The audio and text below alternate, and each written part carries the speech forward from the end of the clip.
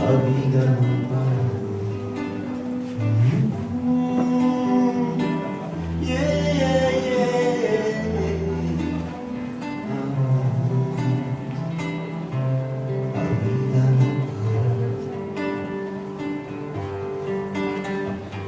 Será que é tempo que lhe falta pra perceber? Será que temos esse tempo pra perder?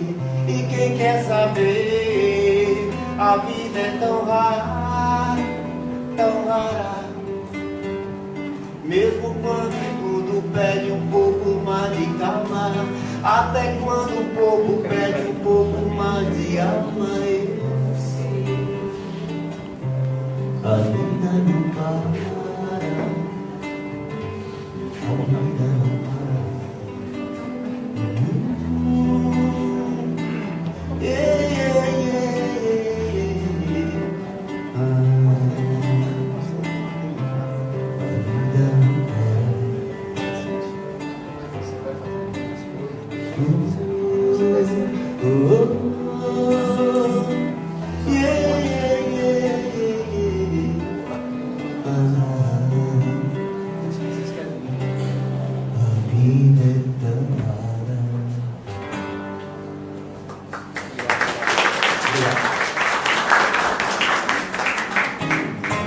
Há tanto tempo que eu vejo você, fiquei chorando de saudade. Mesmo longe não me conformei, pode crer. Eu viajei contra a vontade, o teu amor chamou, eu regressei. Todo amor é infinito, noite e dia no meu coração. Trouxe a luz do nosso instante tão bonito, a escuridão teu olhar me iluminava, e a tua estrela guia era teu juízo. Coisas do passado são alegres quando lembram as pessoas que se amam, se amam. Em cada solidão que sempre desejava o reencontro do teu quadril. Oh, minha adorada, viajei por esse espaço pra você caber assim no meu abraço. Na escuridão o teu olhar iluminava, e a minha estrela que era teu riso. Coisas do passado são alegres quando lembram novamente as pessoas que se amam. Em cada solidão vencida eu desejava o reencontro do teu companheiro. Oh, minha adorada, viajei por entre espaço pra você caber assim no meu abraço. Oh, minha adorada, viajei por entre espaço pra você caber assim no meu abraço. Te amo,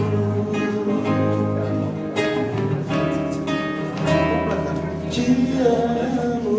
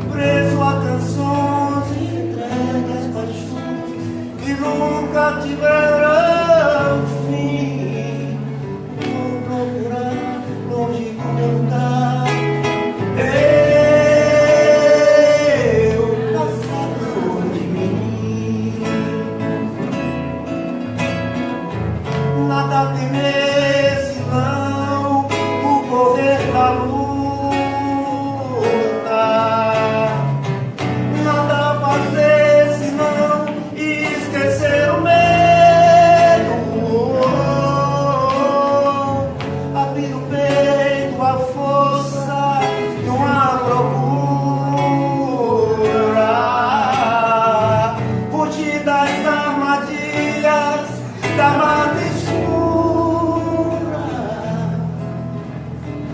onde se vai sonhando demais, mas onde se chegasse, vou procurar longe do lugar. Eu, caçador de mim, nada temer senão o correr da luta, nada fazer senão esquecer o medo, abrir no peito a força numa procura, fugir dessa armadilha na mata escura, onde se vai sonhando demais, mas onde se chega assim, vou procurar longe do meu lugar. Eu, caçador de mim.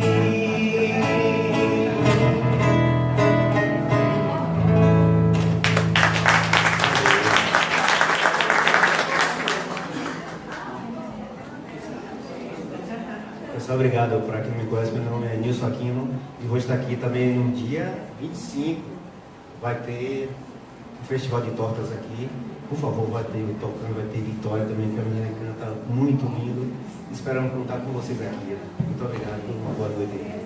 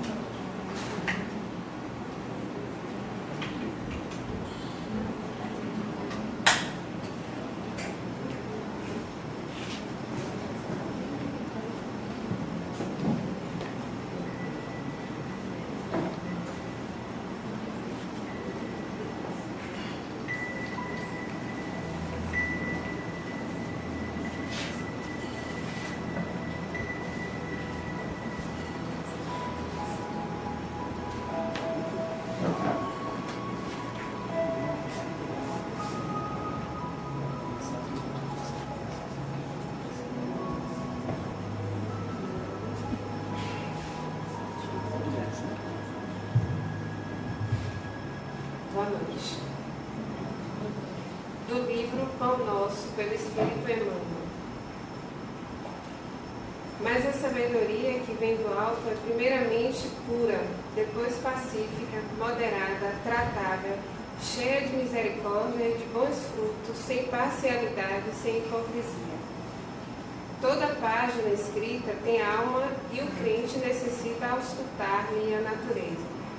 O exame sincero esclarecerá imediatamente a que esfera pertence, no círculo de atividade destruidora do mundo ou no centro dos esforços de edificação para a vida espiritual.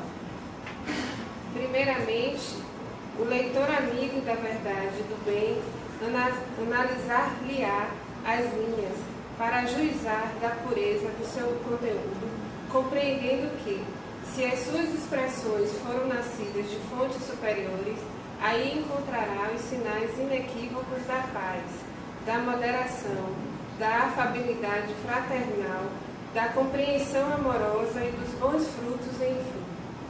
Mas, se a página reflete os venenos sutis da parcialidade humana, semelhante mensagem do pensamento não procede das esferas mais nobres da vida. Ainda que se origine da ação dos espíritos desencarnados, supostamente superiores, a folha que não faça benefício em harmonia e construção fraternal é apenas reflexo de condições inferiores. Examina, pois, as páginas de teu contato com o pensamento alheio, diariamente, e faze companhia àquelas que te desejam elevação. Não precisa das que se te figurem mais brilhantes, mas daquelas que te façam melhor.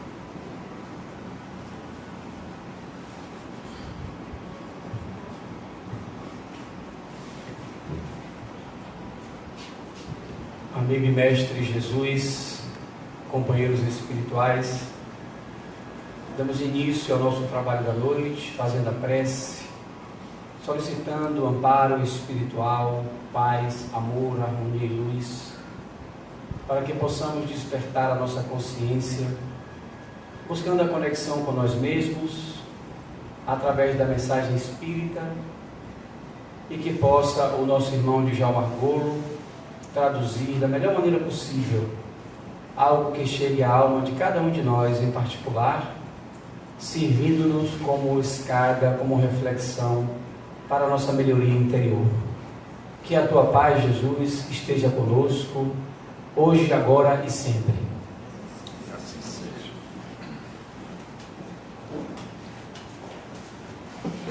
Boa noite. Djalma Argolo com o tema Psicologia e Espiritismo.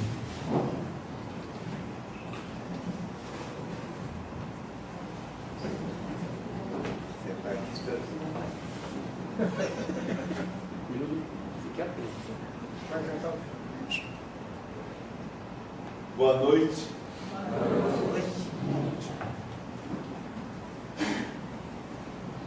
O tema é muito interessante. Em primeiro lugar, porque tanto a psicologia quanto o espiritismo tratam eminentemente da alma humana. Inclusive, o próprio nome, psicologia. Na verdade, hoje, nas escolas psicológicas, ou desde o final do século XIX, sempre se trata o tema psicologia como sendo algo referente à mente humana, exclusivamente à psique humana. Mas, na verdade, para o grego, era alma mesmo, era espírito mesmo. Psicologia vem de psique, que significa alma, e logos, que significa uma série de coisas, dentre elas, ciência. Então, psicologia é a ciência da alma, não a ciência da mente. E espiritismo vem de spiritus, no latim, spiritus, que significa alma também, espírito, como psique também. Então, é espíritus mais ismo, que significa doutrina dos espíritos, ou do espírito. Então, essas duas palavras estão tão interligadas que, quando Allan Kardec lançou, em 1º de janeiro de 1858, a Revista Espírita, ele colocou como subtítulo Jornal de Estudos Psicológicos. Equivale dizer que a época em que ele estava escrevendo isso, a ciência, entre aspas, porque no meu ver não é uma ciência, da psicologia não existia. A psicologia existia, vamos chamar assim, como um adendo da filosofia, uma parte da filosofia, e normalmente como aquela parte da filosofia que fazia parte da gnoseologia, da maneira como nós conhecemos aquilo que é conhecido. Como é que eu conheço as coisas? Como é que eu observo as coisas? Então se tratava normalmente dentro da filosofia, essa parte estava muito ligada à teoria do conhecimento.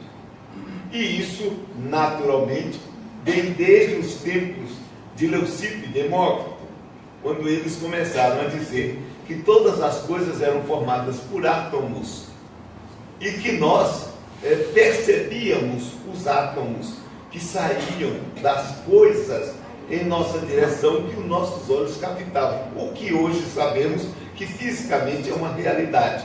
Porque o que nós enxergamos são fótons. Eu estou enxergando os fótons emitidos por todo esse salão, por cada um de vocês, e vocês estão vendo os fótons que são emitidos pelo meu corpo. E isso é capturado pelos nervos, pela base do cérebro, do olho, e transmitido pelos bastonetes, as células específicas, e levados para o interior do cérebro, e aqui decodificado, e passado de novo de volta como se fosse uma miragem. Porque é um problema interessante. Nós somos apenas um cérebro. O resto é apenas para o cérebro se deslocar de um lado para o outro. Em termos de físico somente. Porque o que existe, na verdade, é um conjunto de sensações que estão aqui no nosso cérebro. Fora disso, da mesma maneira que juntamente com o cérebro nós vamos ter a alma ou psique, que aí está ligada ao cérebro e que vai captar aquilo que depois que chega ao cérebro é transmitido para lá. Então, na verdade, se nós formos buscar o início de um estudo psicológico, nós poderíamos ir para Aristóteles.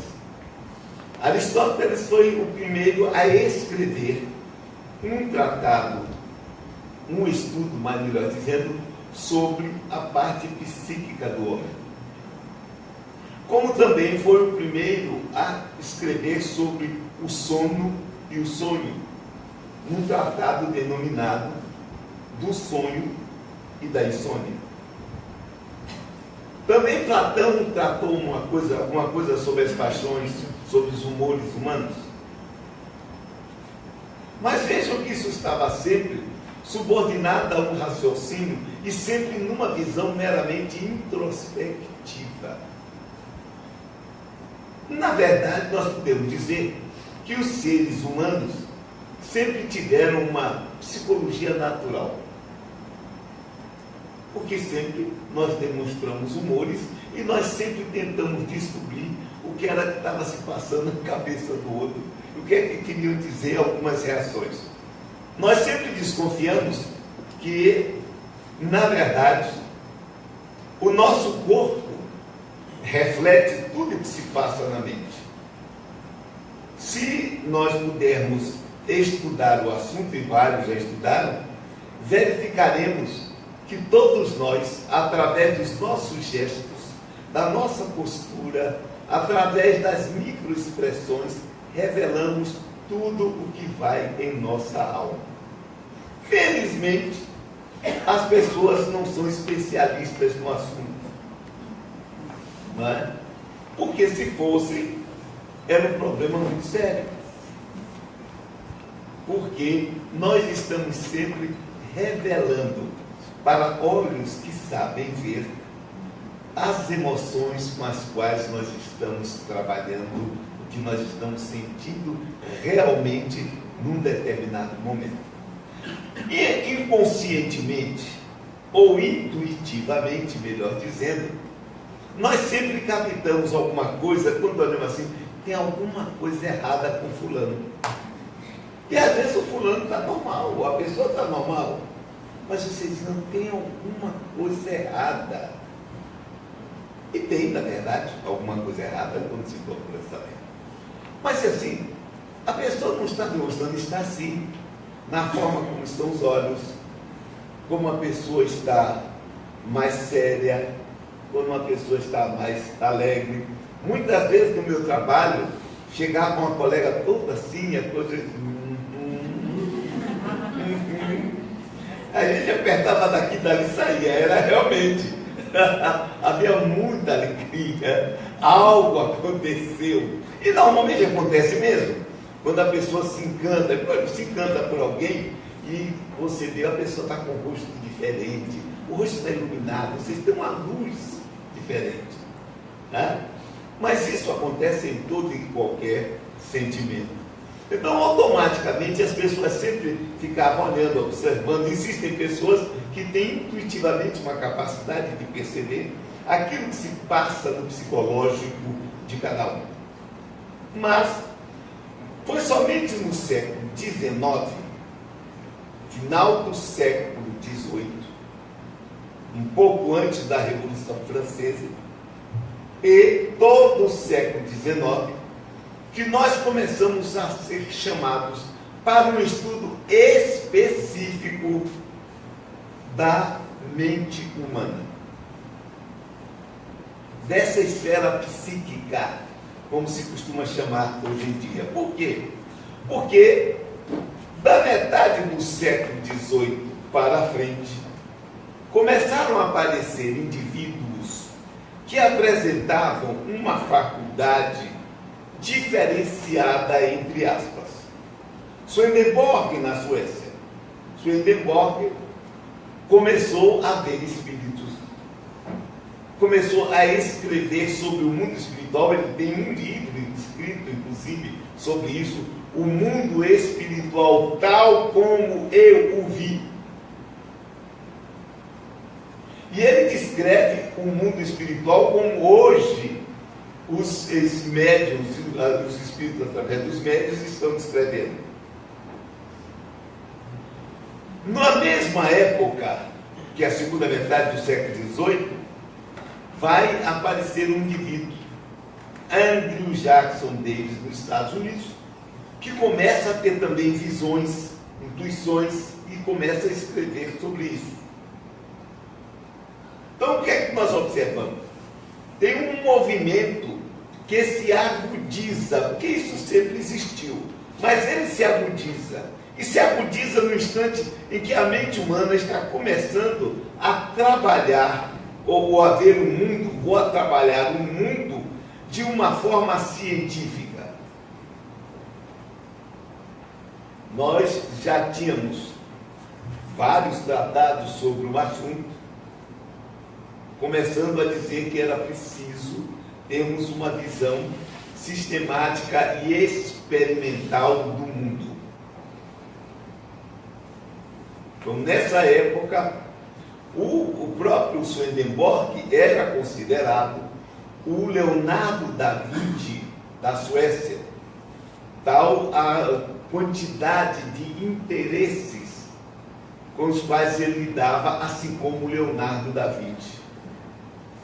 E os fenômenos que aconteceram com ele são famosos, foram tratados inclusive por Immanuel Kant.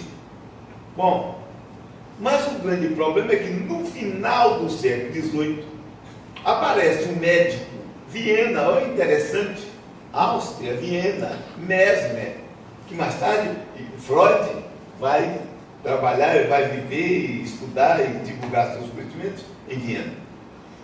Então, Mesmer lança uma teoria do famoso magnetismo animal. Dizia ele que nós absorvemos dos astros, isso já é algo que vem da alquimia, Paracelso, etc.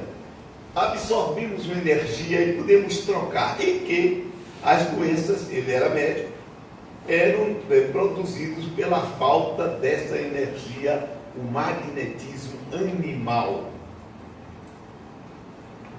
Ou seja, é o magnetismo que anima a pessoa. Não é animal no sentido do bicho, não. É no sentido de ânima. Né? Bom, e ele criou um método interessante. Uma tina cheia de água, com uma série de materiais dentro, principalmente como é? Pedaços de raspas de metal, etc., com uns determinados suportes, que as pessoas seguravam o suporte e tinham crises, começavam a ter convulsões. E esse estudo foi se propagando porque eram convulsões curativas ou curadoras. Pessoas se interessaram, e aí nós já vamos entrando no século XIX, e começaram a estudar aprofundadamente esse assunto por toda a Europa, porque isso invadiu a Europa. E foram descobrindo que não precisava daquela tina, nem daqueles suportes, mas simplesmente estendendo as mãos sobre as pessoas, poderia se provocar um transe denominado magnético. Esse transe magnético veio trazer um problema interessante. As pessoas magnetizadas, como as escolas francesas foram descobrindo, a pessoa podia entrar em vários tipos de transe quando recebia os passes magnéticos. Esses transes demonstravam que havia algo no indivíduo que muitas vezes não aparecia na vida cotidiana, um saber oculto. Eram pessoas analfabetas que, sob a influência magnética, passavam a falar escorretamente, a abordar assuntos científicos com profundidade. Outras tinham a capacidade de ver o interior dos outros, descrever doenças, passar remédios sem conhecerem lufas de medicina. Ou seja, demonstravam um conhecimento muito profundo que, na verdade, eles não possuíam no dia a dia. Mais ainda, nesses fenômenos, efeitos colaterais começavam a acontecer, ditos pelos próprios sonâmbulos. Tem um caso interessante de um deles, que sempre estava fazendo o diagnóstico de doenças e passando remédios. Um dia ele está magnetizado, trazem um doente, ele olha e diz: eu não sei o que ele tem. Mas como você não sabe? Ele diz: simplesmente porque o médico não está aqui agora. Ele era apenas um moleque de recado de um médico espiritual. Aí as coisas começaram a engrossar. O magnetismo vai tomando conta da Europa. Há uma discussão daqueles que são favoráveis e os que são desfavoráveis, mas indivíduos começam a estudar de tal maneira que são indivíduos que sabiam o que estavam falando, o que estavam estudando, como Justino Kerner, por exemplo, médico, cientista, escritor, que tem renome até hoje na Alemanha, e nós estamos no início do século XIX. E ele consegue estudar, magnetizar uma mulher chamada Frederica Rolf. Essa mulher, magnetizada, aconteciam na presença dela fenômenos interessantes, como inclusive o que nós chamamos hoje em dia de fenômenos de efeitos físicos. Mãos que deixavam marcas de fogo na parede, ou deve ser o diabo, naturalmente. Parecendo até Poços de Caldas, não sei se você conhece Poços de Caldas, que tem uma água que eu bebi lá que vem do inferno. Porque a água sai quente com cheiro de enxofre. Vem do inferno, tem que ser. Não vem de outro lugar.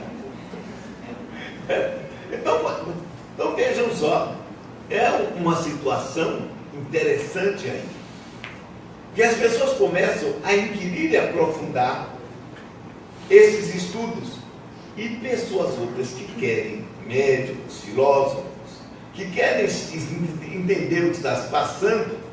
O Justino Kerner conseguiu isso aí, ele publicou inclusive uma revista tipo Planeta, onde ele colocava vários desses casos. E ele influenciou a inteligentsia alemã no final de Kant. Kant desencarna em 1804, nos inícios do século XIX. E ele influencia os pós-kantianos de tal forma que, inclusive, Arthur Schopenhauer, que nunca saiu de Königsberg, ele escreve um trabalho no seu Parerga 1 de Paralipomena, que é sobre a clarividência sonambúlica. Olhem o título. E ele diz o seguinte: aqueles que negam a clarividência sonambúlica não podem ser chamados de céticos, mas sim de ignorantes. Ele era muito gentil, assim como eu também o sou. Você veja, é o pai do pessimismo, vamos chamar moderno. Quem está dizendo isso é um filósofo, um dos nomes mais importantes da filosofia pós-kantiana.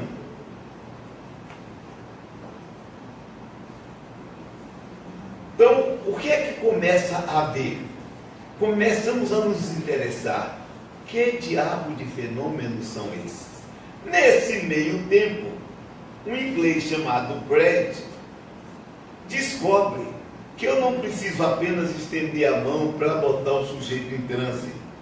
Eu posso fazê-lo utilizando a palavra, a sugestão. E eu dou sugestão, e essa sugestão vai produzir um efeito. E isso é demonstrado, provoca de sensibilização, mas tanto com o magnetismo como com a sugestão. Podia se magnetizar o indivíduo, magnetizava o braço, pegava-se uma agulha grossa, suspendia assim, atravessava de um lado a outro várias vezes, o cara nem... Pela hipnose se pode fazer também. Uma amiga minha estava uma vez no colégio e ela teve uma hipnose. Vamos fazer hipnose, vamos embora. Tá, fizeram hipnose. E deram para ela que ela ia... Você gosta de maçã? Gosto. Pegaram uma cebola grande. Disse, agora vou lhe dar uma maçã muito boa, deliciosa. Vai comer. Ela pegou a... Todo mundo dando risada e ela comeu a cebola toda. E sentindo o gosto de maçã. Olha que coisa interessante.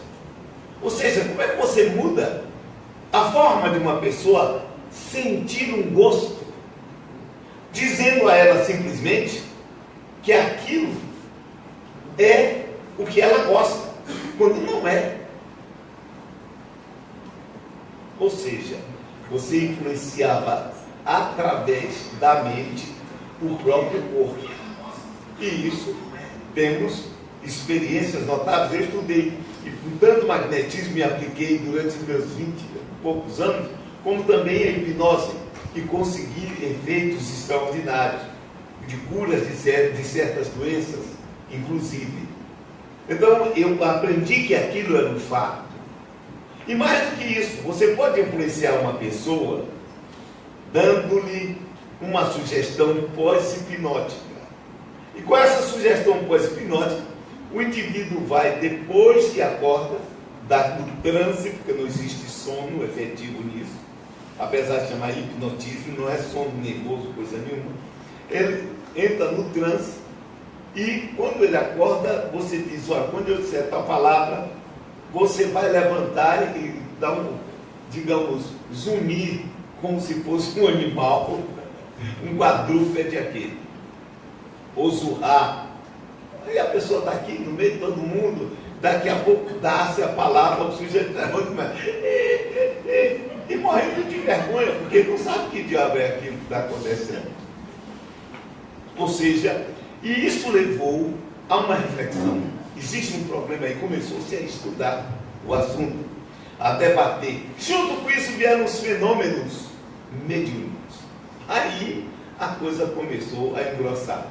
Porque através da mediunidade haviam efeitos da seguinte maneira: o indivíduo pegar um lápis com uma mão, o lápis com outra mão, duas folhas de papel, e ele começar a psicografar com as duas mãos, apesar de não ser ambidestro, psicografando e ao mesmo tempo incorporar um espírito e dar outra mensagem, 3 mensagens de teores diferentes, todas 3 coerentes através de uma mesma pessoa. Como explicar uma coisa dessa? Então isso tudo foi chamando a atenção, e a partir de um certo momento várias hipóteses começaram. É em pleno 1800, 18 de abril de 1857, que Allan Kardec vai lançar o Livro dos Espíritos. Mas enquanto isso, todos os Estados Unidos já estavam envolvidos nos fenômenos mediúnicos desde 1848. Aqui na Bahia, 1844, no interior em Mata de São João, o bispo pediu para ela se fechar uma casa onde se conversava com os mortos em 1844, 4 anos antes das Irmãs Fox.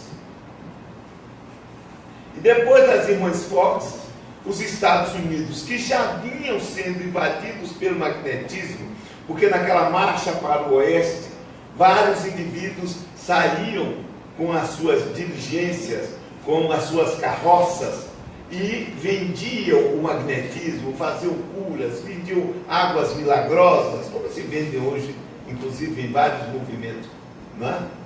Inclusive movimentos semelhantes aos dos Estados Unidos.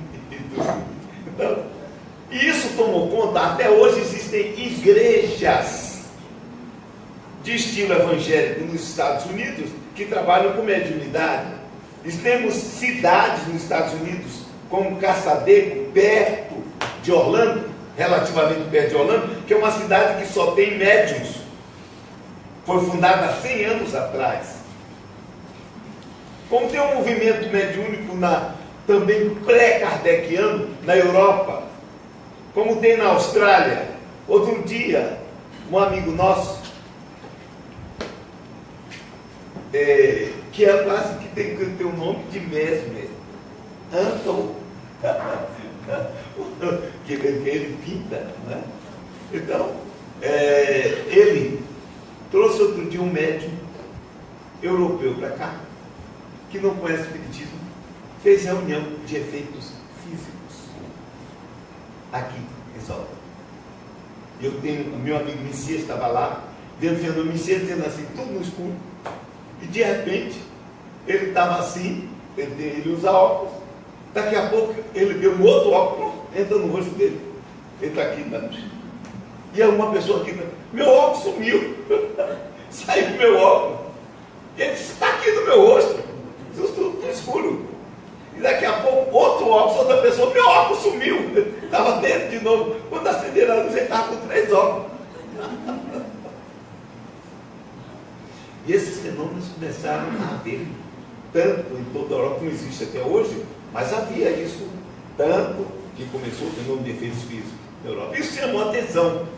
Quando Kardec publica a Revista Espírita e o Espiritismo, ele vai já dizer que isso é uma psicologia. Por que ele diz jornal de estudos psicológicos? Quer dizer, jornais que estudam a alma, ou o jornal, uma revista que estuda a alma. Em 69 ele desencarna. Na década de 1870, Wilhelm Wundt vai criar o primeiro laboratório de psicologia. Queria, inclusive, lançar uma revista que mais tarde ele lançou com esse título, de uma revista psicológica, um jornal de estudos psicológicos, mas ele não usou, porque Kardec já tinha usado. É aí que vai começar o estudo psicológico. Enquanto isso, a doutrina espírita já havia lançado uma série de conceitos sobre a alma humana.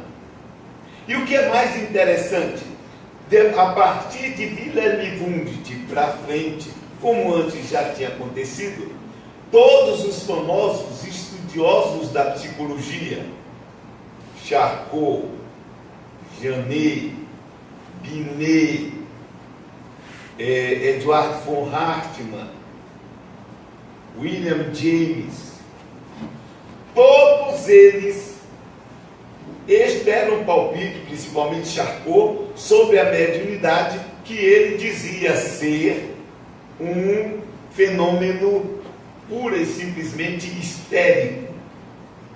Porque até então a histeria era considerada uma doença, uma neurose feminina. que vinha diretamente do útero. As mulheres estavam insatisfeitas com alguma coisa, não tinham liberdade hoje, aí entravam em histeria. Até hoje muita gente usa esse termo ligado à mulher, quando a mulher tem uns piripaque, está histérica. Isso vem de Charcot. Mas Charcot estudou fenômenos mediúnicos. Ele hipnotizou médiuns que incorporavam Platão, incorporavam vários espíritos na frente de médicos, como estudos. Então, era um estudo, e o que é que eles queriam? Explicar o fenômeno, tirando a parte das comunicações espirituais. Queriam apenas ver isso como algo exclusivo da mente.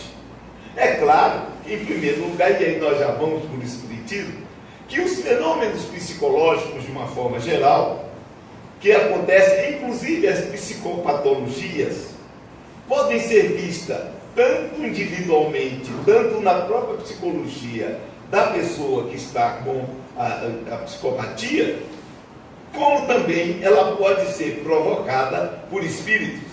Aquilo que nós chamamos de obsessão não é nada mais, nada menos do que também um fenômeno psicopatológico. Só que nesse fenômeno não existe apenas o psíquico do doente. Tem um outro psiquismo que está fora de um corpo e que atua sobre ele. Mas é um fenômeno psicopatológico. Eu já tive a oportunidade de lidar e de tratar no centro espírita, na AMAR, pessoas que tinham problemas de síndrome do pânico, depressão, causado não porque a pessoa tivesse a síndrome, mas causado pelo espírito obsessor, que não é obsessor na verdade, o espírito estava adjunto, que tinha a síndrome, e simplesmente induzia a síndrome na pessoa. Tratava o espírito, a pessoa ficava boa, porque aquilo era uma simples indução. Mas também ninguém precisa de ajuda para ter depressão por conta própria, como também ter todas as diversas síndromes por conta própria, como também ninguém precisa da presença de um espírito desencarnado para produzir fenômenos que são fenômenos antigamente ditos psíquicos, quando a fenomenologia era estudada desse jeito. O interessante disso é que no final do século XIX vai aparecer um indivíduo que começa a descobrir o inconsciente e falar sobre ele, que vai inclusive esse inconsciente ser o resultado daqueles fenômenos que eu falei do magnetismo animal, em que as pessoas passavam pelo fenômeno, depois não se lembravam do que tinha acontecido, passavam por insensibilidades, etc. Esses fenômenos todos foi que vieram a chamar a atenção para isso. Esses estudiosos começaram a aprofundar esses conceitos. E então, ao aprofundar isso, eles buscaram uma explicação que viesse do indivíduo. E isso veio com Eduardo von Hartmann, no final do século, chamado animismo, mas chegaremos isso antes ou depois. No início do século, apareceu um indivíduo chamado Carl Gustav Carlos, no início do século XIX, porque ele desencarna lá por 1846, por aí, onde ele falava que nos indivíduos, olhem que o magnetismo estava começando praticamente, que havia nos indivíduos uma capacidade interna que não era conhecido pelo consciente e que agia sobre nós. Mais tarde alguns vão dizer, as pessoas podem adoecer por lembranças. Mas na verdade Carl Gustav Carlos fala na palavra inconsciente. Porque os sonâmbulos ficavam inconscientes, médiuns ficavam inconscientes, praticavam uma série de coisas durante o estado de consciência, demonstravam um conhecimento além do normal durante o estado de transe. E isso aconteceu sobre todo o século XIX, até que ninguém pôde mais negar quando se viu que era fraude e buscaram explicações. O Charcot foi dizer que era histeria, mas ele mostrava o fenômeno existe, é um problema psicopatológico. Depois se verificou que indivíduos considerados normais, se é que existe algum, que esses indivíduos tinham essas capacidades. Então o inconsciente vai fazendo a sua trajetória. Eduardo von Hartmann vai falar no inconsciente também, mas logo depois quem estuda especificamente é Freud, o assunto. Nesse mesmo momento em que Freud está estudando o assunto, nós vamos ter o nosso Carl Gustav Jung, que também começa a estudar. Charcot dizia que nós poderíamos adoecer por lembranças, quer dizer, existem elementos em nosso inconsciente, em nosso psiquismo, do qual nós não temos conhecimento e que agem sobre a nossa vida. Da mesma forma, se você olha na doutrina espírita, quando ele diz assim, um espírito desencarnado pode atuar sobre a mente humana, provocando fenômenos de comportamento patológicos, e do qual a pessoa não tem conhecimento, nem consegue se livrar por si mesma. Mas que, na verdade, quando nós falamos hoje em dia de obsessão, você não existe uma obsessão efetivamente. Isso tudo é papo furado no sentido de que se coloca a obsessão como sendo um espírito que vai atrás do outro para destruí-lo. Não. Existem cúmplices. Um espírito desencarnado que atua sobre o encarnado que é cúmplice dele. Que é simplesmente um masoquista que quer sofrer. Ou porque traz um complexo de culpa, ou porque simplesmente deu um vício, e etc. Todo obsidiado, na verdade, o é porque quer. Porque tem um problema de caráter, porque tem um problema de comportamento, porque tem um desvio da personalidade, qualquer coisa. Mas são cúmplices. Quando diz assim, o obsessor fez o obsessor não fez nada demais, fez o que você queria que ele fizesse. Não existe isso. Então, quando o negócio está nesse ponto, Freud, em 1900, lança a interpretação dos sonhos, abre uma vereda para o inconsciente. Nesse mesmo momento, Carl Gustav Jung vai, através de estudos experimentais em Burgosling, descobrir uma coisa chamada complexo. E dar um nome também. O complexo é algo que nos toma, o complexo do ego, como se fosse um espírito desencarnado, e nos leva a fazer coisas que nós não quereríamos fazer. Porque, na verdade, nós queríamos fazer no fundo. Só que estava inconsciente. Pessoas que vão fazer vestibular, já que está na época, e estuda durante o ano todo, sabe tudo, mas na hora que chega lá, que senta, deu um branco. Por que não deu um preto? Deu um branco. Ou deu um amarelo. Deu um branco.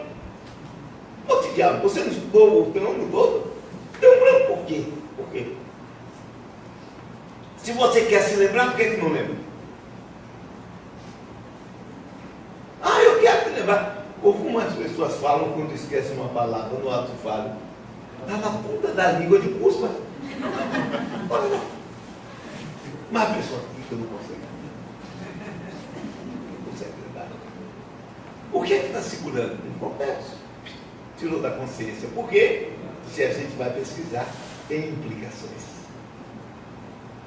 Então, se nós estudamos espiritismo, estudamos psicologia, Carl Gustav Jung vai fazer isso. Estudando medicina ainda, para se formar, ele durante 2 anos dirige uma reunião mediúnica, estuda tudo sobre fenômenos mediúnicos da sua época. Conhecia como a palma da mão. E desenvolve uma psicologia que ele mesmo diz, cujos princípios ele aprendeu na reunião mediúnica com a prima dele. Interessante isso. Ele faz uma junção muito interessante entre o que deveria ter sido feito desde antes, Porque Freud tentou ficar à parte, criando apenas uma receita de bolo para nós interpretarmos a psicologia, ou ficar o paciente deitado lá no sofá e o cara sentado atrás tirando cochilo, enquanto o cara fica falando. Ou o cara sentado na frente e fica, fale, papai outro. Papai outro. Eu digo que eu vou fazer esse papel de palhaço? Eu quero é sentar. Digo isso, o cara diz uma coisa, digo, não é assim não. Como fazem comigo? Eu digo, ó, quando eu disser alguma coisa, se achar que não é, diga, não acho que é assim. E aí a gente vai quebrar o cacete aqui dentro, vai quebrar o pau. Porque é para isso que a gente está aqui.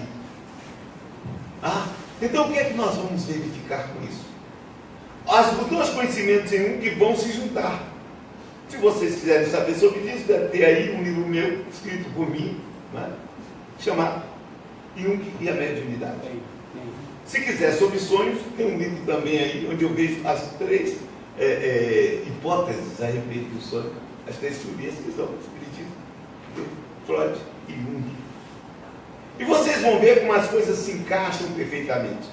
Porque, na verdade, a psicologia vai cada vez mais caminhando ao encontro daquilo que é fundamental, que é o espírito. E se vocês observarem, desde a Segunda Guerra Mundial, no pós-guerra, o mundo sofreu uma mudança, porque, como está no livro dos Espíritos, as guerras existem para o progresso da humanidade. Isso porque toda guerra existe um esforço concentrado das nações que estão em guerra para vencer isso. Eles têm que começar a desenvolver conhecimentos, técnicas para matar, que depois podem ser usadas para curar. Então, a guerra existe para o progresso da humanidade. Por causa da Segunda Guerra Mundial, vocês todos têm em casa um micro-ondas. Por causa da Segunda Guerra Mundial, todo mundo tem celular, tem notebook. Por causa da Segunda Guerra Mundial. E o que é que foi interessante isso? A Segunda Guerra Mundial criou um problema psicológico muito sério. Porque na medida em que foram desenvolvidas técnicas que foram diminuindo o trabalho humano, nós chegamos num ponto em que o trabalho efetivamente diminuiu drasticamente. Se vocês querem ver o que era o trabalho antigamente, vejam uma série sobre o Alasca. Aí vocês vão ver o que é.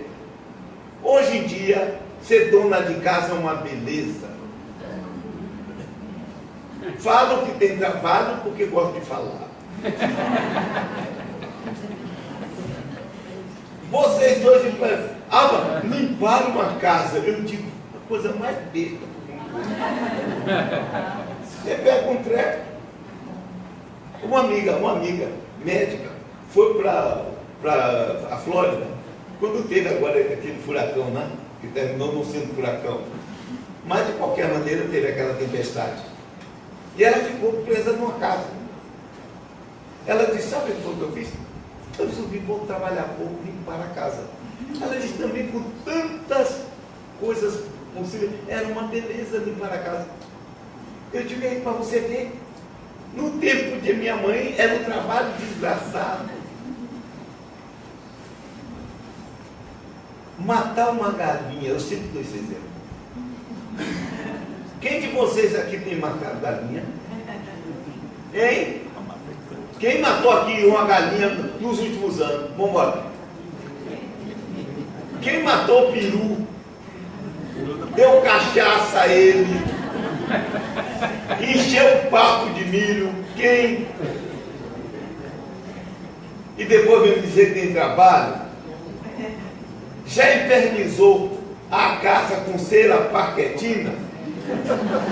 Aquele diabo vermelho na mão, já passou escovão?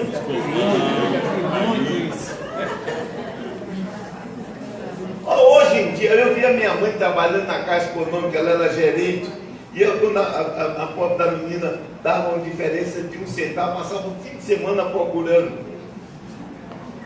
Tinha que andar 200 quilômetros para conferir a assinatura. Hoje você botar lá o coisa, vai já paga ali na hora. Ah, pelo amor de Deus. E o pessoal hoje em dia tem LED. Antigamente, com aquelas máquinas desgraçadas, blá, blá, blá, ninguém tinha LED. Hoje, ai meu Deus, estou com lesão por esforço repetido. Então vamos olhar isso bem. O que foi que aconteceu? Nós estamos sendo empurrados gradativamente ao encontro de nós mesmos. Por isso hoje, a psicologia está sendo buscada quase na mesma intensidade da medicina, porque é a profissão do momento. E a profissão do momento porque os problemas começaram, a mão que saiu do trabalho antigo, difícil que tinha, começou a ficar mais ociosa, e mente desocupada é oficina de Satanás. Porque aí a pessoa começa a ter problemas psicológicos. Porque quem está trabalhando muito não tem tempo de ter crise existencial. Mas quem não está, como eu sou infeliz.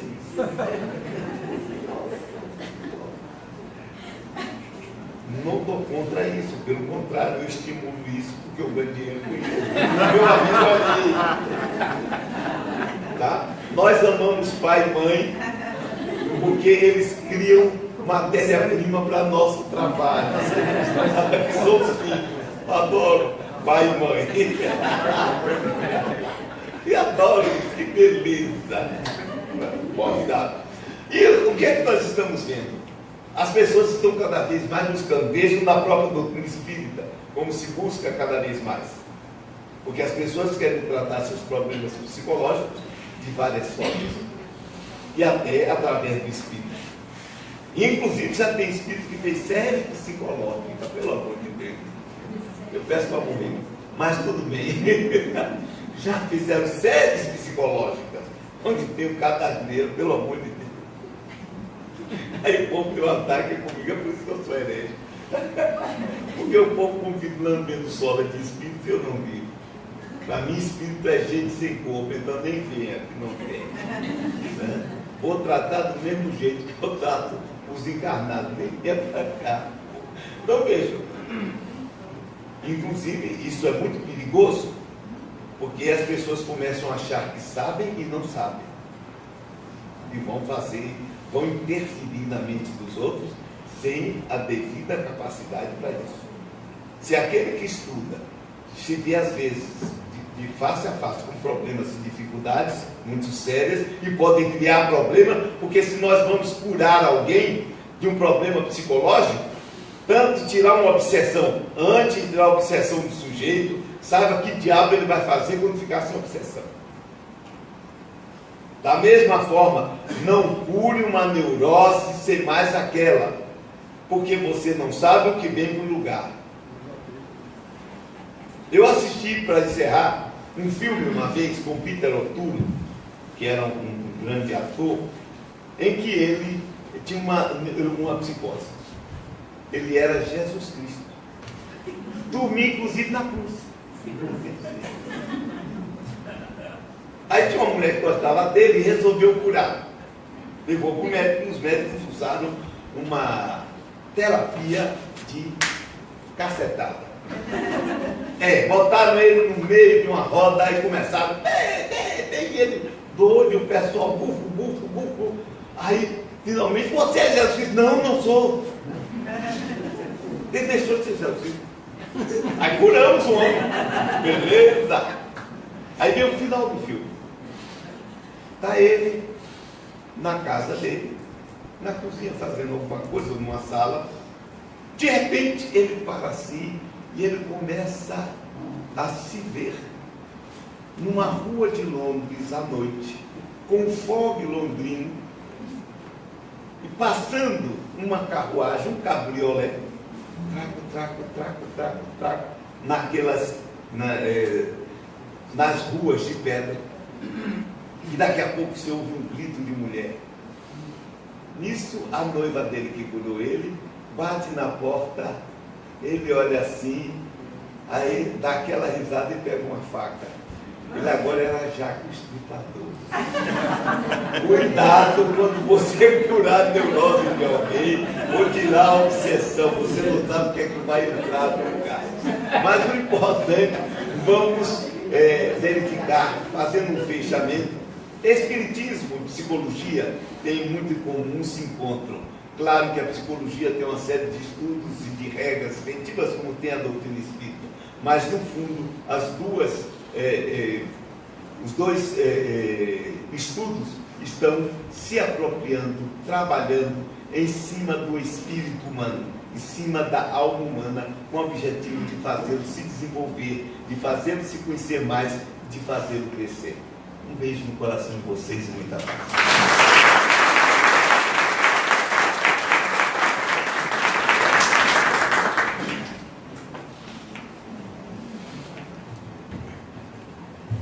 Vamos aos nossos avisos. Djalma, muito obrigado, viu, mais uma vez. Aliás, antes dos avisos, vamos fazer o sorteio do livro aqui, Vinha de Luz, psicografia de Chico Xavier, do Espírito Emmanuel.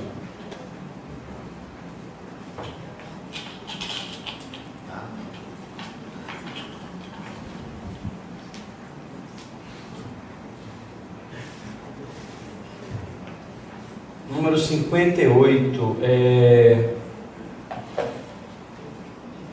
Joselice Cruz, né?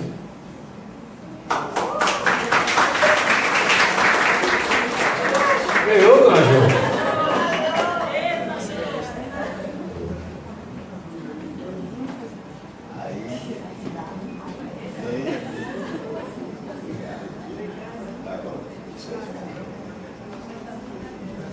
Bom, vamos aos nossos avisos.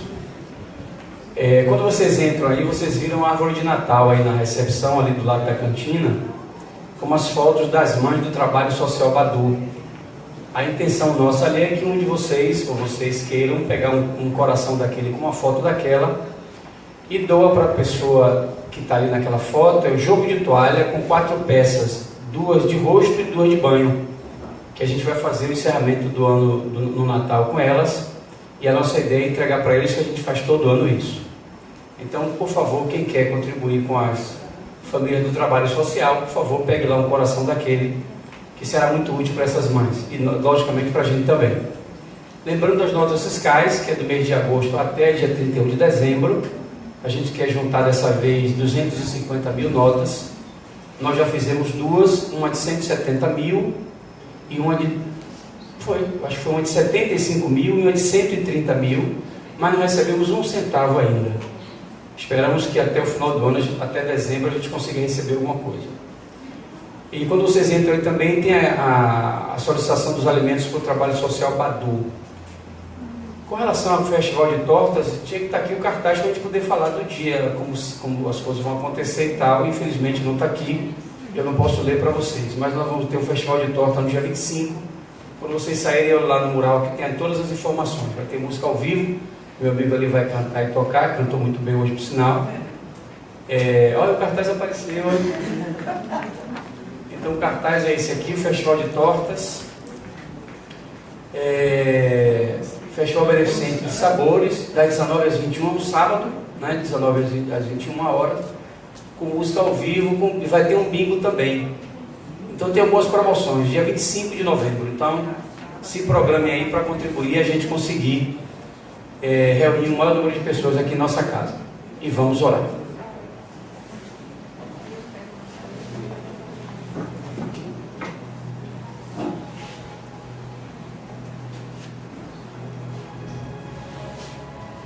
Aproveitando que nós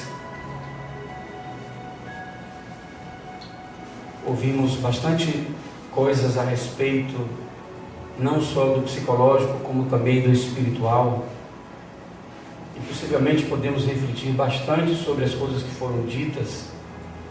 Observe em você o que lhe marcou na sua escuta, o que chamou sua atenção, e reflita a respeito de você mesmo, da sua vida, de como você está, como as coisas andam, tanto do ponto de vista psicológico quanto do ponto de vista espiritual. E vamos agora permitir que os espíritos amigos que dirigem esse trabalho, que estão conosco, Muitos nos trouxeram aqui, outros aqui nos encontraram.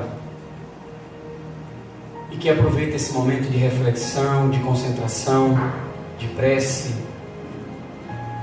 para acalentar nossas almas, nossos corações, escutar os nossos pedidos, dividir conosco as nossas dores, as nossas felicidades. Peço aos médiuns passistas que tomem seus lugares para o passe coletivo. Mantenhamos-nos concentrados em nós e vamos sentir a presença dos Espíritos através das vibrações. Certamente ao seu lado, com você, deve ter uma entidade espiritual que cuida de você, que divide com você responsabilidades, que lhe estimula ao bem, ao melhor de você, e que nessas horas de reflexão, onde nos voltamos para essa realidade, fica mais fácil a conectividade, mais fácil a conexão com eles. Então escute dentro da sua alma, dentro de você, na sua mente, algo que lhe pode ser dito por perguntas que foram feitas, ou até mesmo as perguntas que não foram feitas.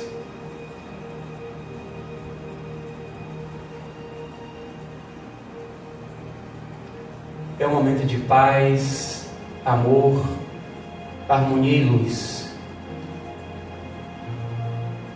Um momento de riqueza, de refazimento de energia, para que saiamos daqui melhor do que o que chegamos, respirando outros ares, estarmos em outras condições.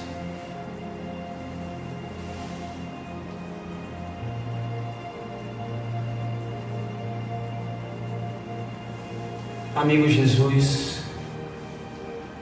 te agradecemos a oportunidade de termos a consciência do nosso compromisso, do desejo incessante da busca de nós próprios. Sobretudo, aprendemos a amar, a entender, a dialogar com a vida, a nos adaptarmos à encarnação, para que os conflitos e as dificuldades não nos tirem do nosso próprio curso. Sê conosco, Senhor. Nos abençoe, hoje, agora e sempre.